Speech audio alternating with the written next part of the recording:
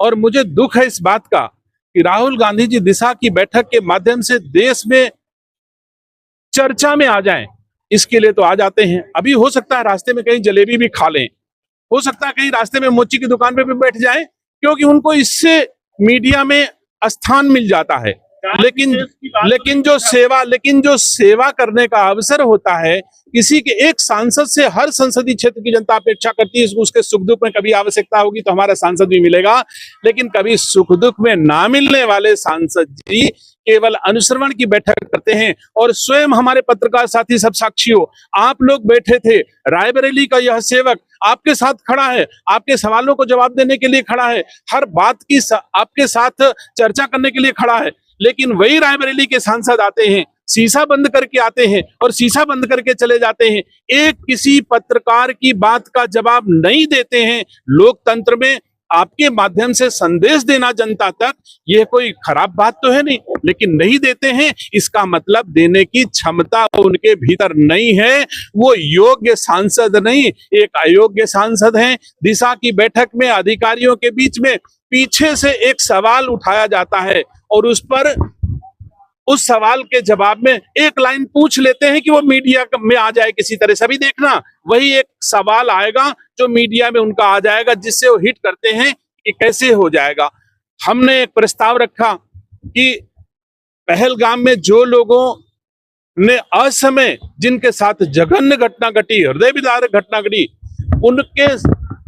उनको श्रद्धांजलि देने के लिए खड़े हों 2 मिनट के सब लोग और उनको श्रद्धांजलि दें। और यह प्रस्ताव जो दिशा की बैठक का है वो उनके परिजनों को भेजा जाए कि उनके परिजनों के साथ हमारे ये सदन के सदस्य जो दिशा के वो भी हैं, यह प्रस्ताव भेजा।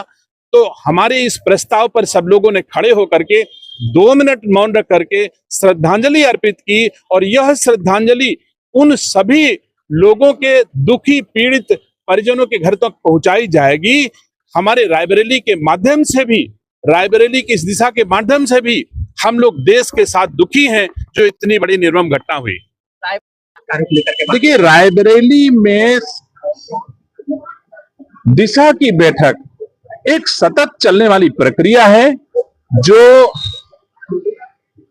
भारत सरकार द्वारा वित्त पोषित योजनाएं, परियोजनाएं, उनके क्रियान्वयन के लिए इस दिशा की बैठक का आयोजन होता है।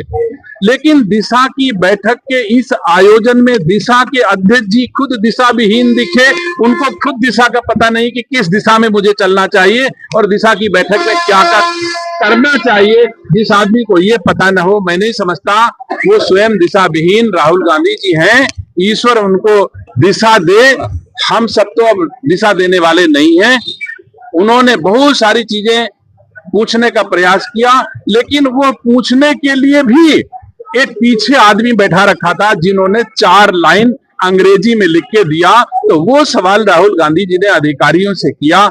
मैं नहीं समझता कि राहुल गांधी जी के मन में आज पहलगाम के लोगों के प्रति भी संवेदना थी। मुझे प्रस्ताव स्वयं रखना पड़ा कि पहलगाम में जिन लोगों ने जान गंवाए हैं, जो लोग शहीद हुए हैं, निर्दोष शहीद हुए हैं, उनके प्रति संवेदना यहां से जारी की जाए और उनको श्रद्धांजलि दी जाए। तब उन्होंने जाकर के लोगों ने सबने मिलकर के उनको श्रद्धांजलि दी है। तो राहुल गांधी जी एक्सीडेंटल एमपी हैं, एक्सीडेंटल एलओपी हैं। केवल एक बड़े परिवार में जन्म लेने से कोई योग्य नहीं हो जाता। राहुल गांधी जी केवल बड़े परिवार में जन्म लेकर के ही दिशा की बैठक के अध्यक्ष हैं। अदरवाइज दिशा की बैठक में जो योग्यता रायबरेली के बेटे दिनेश सिंह ने, अधिकारी से पूछो और आप स्वयं साक्षी हो, आप हमारे अखबार के साथी हो, प्रिंट मीडिया, इलेक्ट्रॉनिक मीडिया के साथी हो, मुझे बताओ आज तक राहुल गांधी आते हैं, आपसे कभी मिलते हैं? डरते हैं कि क्या सवाल मीडिया पूछ लेगा। और मैं कभी डरता हूं? निकलता हूं तो मिलता हूं, जाता हूं तो मिलता हूं, जितना मर्जी उतना पूछो। तो मोदी योगी का यह सिपाही रायबरेली की पावन माटी में जन्म लेकर के हमेशा राहुल गांधी जैसे लोगों से लड़ता रहूंगा। रायबरेली को सुख और विकास दोनों देने का जितना मेरे बस में हुआ उतना करता रहूंगा। लेकिन इतना जरूर कहता हूं, राहुल गांधी से बेहतर काम करने की क्षमता रायबरेली के बेटे दिनेश सिंह में है।